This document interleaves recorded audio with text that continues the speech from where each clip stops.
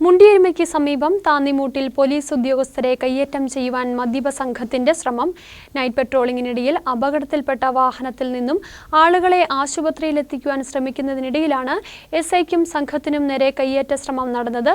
മുണ്ടിയരുമ പാമ്പാടുംപാറ സ്വദേശികളായ 4 യുവാക്കളെ Nedumkandam police arrest ചെയ്തു. വെള്ളിയാഴ്ച രാത്രിയിലാണ് സംഭവം നടന്നത്. യുവാക്കൾ ഓടിച്ചിരുന്ന കാർ അമ്മഞ്ചേരി പടിക്ക് സമീപം അപകടത്തിൽപ്പെടുകയായിരുന്നു. 2 യുവാക്കളായിരുന്നു കാറിനുള്ളിൽ ഉണ്ടായിരുന്നത്. പിന്നാലെ എത്തിയ പോലീസ് വാഹനം നിർത്തുകയും യുവാക്കളെ പുറത്തെത്തിക്കുവാൻ ശ്രമിക്കുകയും ചെയ്തു. ഇതിനിടയിൽ മറ്റൊരു ഓട്ടോറിക്ഷയിലെത്തിയ യുവാക്കളുടെ സുഹൃത്തുക്കൾ പോലീസുമായി വാക്കുതർക്കത്തിൽ ഏർപ്പെടുകയായിരുന്നുവെന്ന് പോലീസ് പറഞ്ഞു. നെടുങ്കണ്ടം സ്റ്റേഷനിലെ എസ്ഐ നവാസ് PS-നും സംഘത്തിനും നേരെയാണ് അസഭ്യവർഷവും കയ്യേറ്റ ശ്രമവും നടന്നത്. തുടർന്ന് നെടുങ്കണ്ടം പോലീസ് സ്റ്റേഷനിൽ നിന്നും SI TS ജയകൃഷ്ണന്റെ നേതൃത്വത്തിൽ സംഘം സ്ഥലത്തെത്തി പ്രതികളെ പിടികൂടുകയായിരുന്നു. മുണ്ടിയരുമ സ്വദേശി അനന്തു, പാമ്പാടുംപാറ സ്വദേശികളായ നിധിൻ, വിഷ്ണു, രാജേഷ് എന്നിവരെയാണ് പോലീസ് അറസ്റ്റ് ചെയ്തത്. ന്യൂസ് ബ്യൂറോ, രാജകുമാരി.